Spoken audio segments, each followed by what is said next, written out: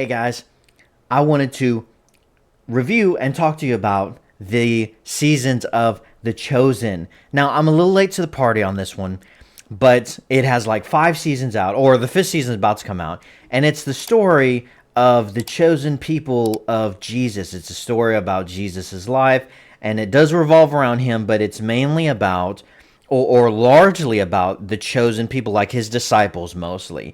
Matthew, Mark, Luke, John, all those, the 12 disciples, Judas is in there, all that stuff. And season 5 is about to come out. Well, I've only finished season 1, and I wanted to review it, and I think I might review each one. I have to say, here's the thing about Christian movies, and this is coming from a Christian, by the way. They normally suck. They normally are just trash. TV shows too. They I don't know if it's the budgeting or if it's just the lack of creativity or what. I've seen some of the most atrocious stuff. They'll go into a room and Jesus will be sitting there, and it looks like a studio apartment, and they're just sitting around with like stuff that looks like they bought it at Goodwill. I mean, it's just like crap. And the most obvious lines, and it just comes across cheesy and cheap. I watched a Christian movie also about, like, there was one, I don't even remember what they're called, they're so forgettable. There's one where this dude is at like a diner and he's Jesus, but it's like in modern day, and all these different people show up in the diner, and that sucked. And then there was another one where a dude is like trying to control his lust, and his wife's a bitch, and he's like trying to save his marriage, and he destroys his computer. That sucked. I haven't liked any of them. There was another one. There was a football one that was okay. There's this fat kid trying to walk down the field, on all fours. I kind of remember sort of that. The Passion of the Christ is good. Passion of the Christ is a good movie. And other than that, I don't know. There was like one other one where I thought it was like, oh, okay, I guess that's not bad. So I wasn't expecting much from this, but it's not bad. It really does.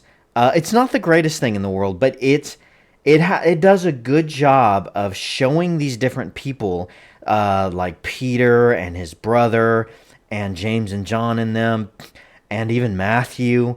And it does a good job in this season of just making them feel real. Jesus isn't even introduced until like the first several episodes. And sometimes he's often in the background. And I gotta say, man, it's just like it feels real. It feels like you see their lives, they're working. Peter is like in debt, and he's trying to catch these fish, and he's like, really in debt, and the Romans are occupying things, and everyone hates Matthew because he's a tax collector. And you see Peter's wife, and they do a good job of their different personalities.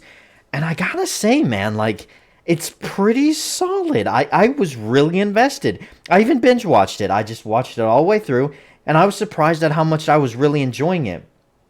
It seems it's not like super high budget to where it looks like a Hollywood production like The Passion of the Christ, but it's not cheap. It doesn't look cheap. There's just a few things, like a few sets, that you're kind of looking at it and it's like, oh, okay, I can tell this is a TV show. But the cinematography is pretty solid. It feels like you're there. Like you don't feel like they're turning on a light switch in the room. Like something like it looks like candlelight a lot, and it looks realistic. The clothing looks fine. A lot of the architecture does look good. The cities look good that we were in. I think we're just in, it's Capernaum, I believe, where most of the first season takes place in. The Roman officials, I think, look pretty solid. I think the acting's okay. One of the standouts of this season was Peter. When they introduced Peter, I'm watching it, and I'm just like, that's Peter? I don't know. Man, after a few episodes, after I forget which episode it was. It may be 2, 3, maybe even been halfway through the season. But at least by the end of the season, I'm sold. I'm watching Peter, and I'm just like, that's Peter. Yeah, no doubt about it. So he was a great casting for Peter. And I think the guy who plays Jesus is pretty good casting too. I think he pulls it off. I think he does a good job. I like how relatable everyone is. It feels natural. the weakest points of this season is, and this is going to sound strange, but the weakest points are whenever they're following the passage of scripture and kind of doing it verbatim. So there's like the moment when Jesus goes to Samaria and speaks to the woman by the well. There's another moment when Jesus is in the house, and that one's actually a little bit better. Really, the one at where Jesus is talking to the woman at the well, it dips a little bit, and I think it feels that way is because they stick to the scripture. Like everything is pretty exact, but what this thing does, it like the events of scripture are like these kind of bullet points, and the bulk of the show is stuff that happens throughout of it. And it's kind of made up, but it's this artistic kind of representation of stuff that could happen. Most of the conversations, they're not in the Bible. It's just like, this is how they probably would have talked. These are the conversations they probably would have had. This is an idea of the surrounding of all that. So whenever it gets to the actual moments of what we do read in the Bible, it feels a little hokey. Like it feels like the acting, like you can really tell they're acting, but not in the positive kind of way. It's like, oh, this feels a little cheesy, like word for word and stuff. And they mix it up a little bit, and I don't think it's bad per se, but it's not its strong points, surprisingly, at least not to me. The strong points are, when Peter and his brother are stressing about, getting arrested by the Roman citizens because they have to pay off a debt. Which I don't remember reading anything because that's not in the Bible, but it's this idea of this could maybe be what's going on. The strong points are seeing Matthew talk to his centurion guard, and his centurion that's guarding him around really talks down to him and belittles him, but there's this kind of weird, awkward friendship because Matthew's a complete autistic loser, and this centurion who's his guard is really the only friend he has.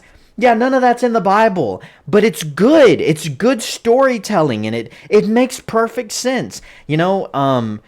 So I see that stuff, and it's the strong points. Whenever they, and it sounds weird, but whenever they kind of step away from the actual events of Bible in the scripture, and they just kind of make up these stories, these things, and you see the life of these different disciples and Jesus and how he's interacting with people. Like there's a whole episode where Jesus, it's a strong point. There's a whole episode where Jesus is out in the woods and he's just by himself at the moment. Slight spoiler.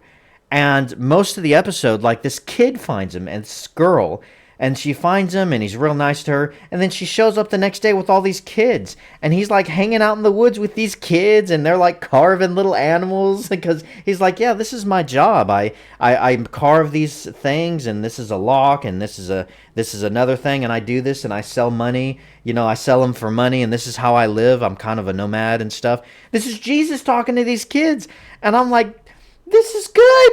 This is really good. This is like how Jesus, maybe before his ministry, what he would be doing. So I like that. I like that a lot. I like most of the casting. There's one actor, I think it's Big James, the brother of John, that ends up getting recast later on, I think. But Peter was great casting. Jesus is a good casting. There are some disciples that haven't been introduced yet. There's only like the Sons of Thunder, and they kind of have a back seat in this season, actually. I was expecting a bit more from them. Peter is up front and center, and then Mary, I think it's Mary Magdalene is there, and then Thomas and his sister are introduced. And then Peter's wife is there for a little bit. And yeah, so there's some other stuff that goes on. But, I don't want to spoil too much of anything. Just slight spoilers, but I was impressed. I was very committed, and I thought, wow, this is good. So let me show you guys. Here's the greatest thing about it. So you can watch it all for free. It's all free. You can go to their website, thechosen.tv, and you can go over here. I'm on this screen. This is The Chosen. This is the main page, I think. And so I'm going to go up here. Like season 4 is out, and they're filming season 5 already. This is crazy. So seasons 1 through 3, and I want to let this guy say his piece. Oh man, I hope the sound goes through. Okay, I didn't really set up the proper thingamajiggy. Hold on a second. Okay. It should go through now. I just want to make sure you're able to hear this. So this is season 1, and I'm just going to play this intro because I hope it works.